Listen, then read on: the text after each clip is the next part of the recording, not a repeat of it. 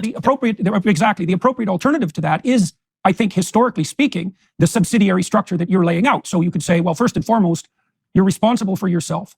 You have to take care of yourself, and that's a duty and an obligation, but also a source of meaning, right? Of meaningful striving. Yes. And if you can manage that, well, then you can embed yourself within a couple, and that's another place you can derive meaning and identity. And if the two of you can organize yourselves halfway intelligently as a mutually sacrificial couple, because you're sacrificing your short-term impulses to her well-being and vice versa, and counseling each other to do the same for yourselves, well, then maybe you can establish a family, and that's your next level of responsibility. And then maybe a community or a business enterprise, and then maybe a town, and then maybe a city or a state, and then maybe a nation. And then you said, that has to be nested under God, and that's one of the pillars of Catholic social doctrine, one of the three pillars, that notion of subsidiarity. And I think it is the time-tested alternative to, top-down, Tower of Babel, statist centralism, and the absolute inchoate chaos of the fragmented identity that we see unfolding in the world now. And I think that's why this message of responsibility, by the way, is echoing so deeply with young people, particularly with young men, because meaning is to be found in that subsidiary hierarchy of responsibility, right? And it's also ethical, and you implied this. It's also ethical, oddly enough, to focus your attention first on what's local to you, right? Take care of yourself first, then take care of your wife. It doesn't mean other people aren't important,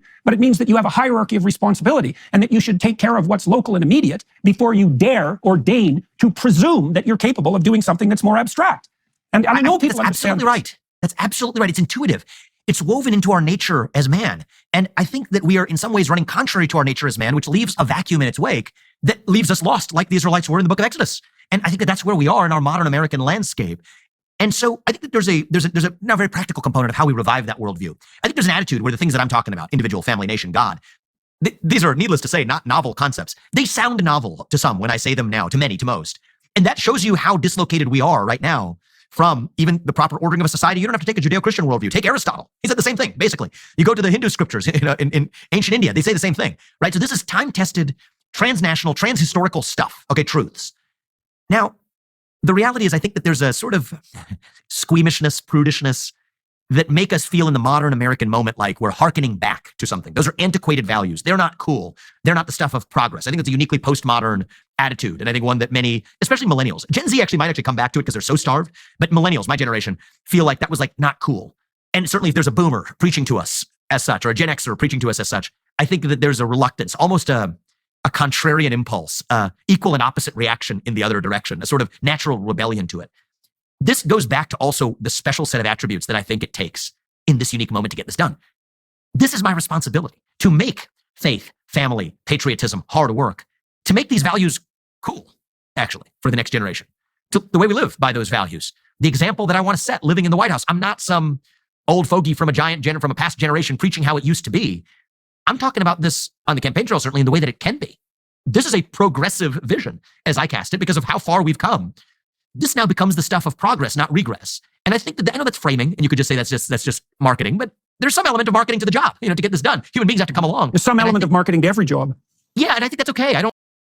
Human beings have to come along. There's some element of marketing to every job. Yeah, and I think that's okay. I don't chafe at that. I accept it. I embrace it. Let's accept that. Part of the job of the next US president is to be a successful marketer for the values. As long as you're marketing something that's good for you, that's grounded in truth, that's good for the nation, there's no shame in that.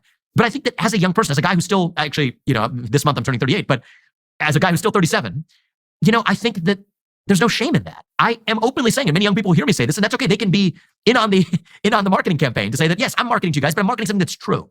These values are cool. They are meaningful. They are different. They are today heterodox. You want to stick it to the man. You want to be a hippie. You want to be heterodox. You want to be countercultural. Say you want to get married in a heterosexual relationship and bring kids into this world and teach them to believe in God and be patriotic and pledge allegiance to the flag.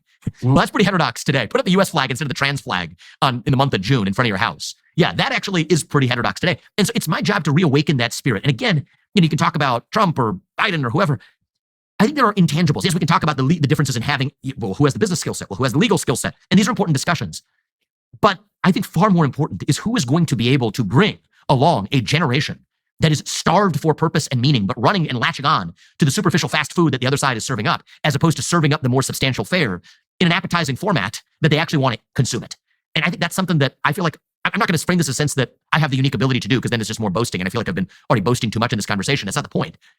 It is something that I have a responsibility to do. I have a duty to do as a member of my generation and somebody who can do this. With that comes a duty to do it right now. And that's the sense of duty that I feel right now.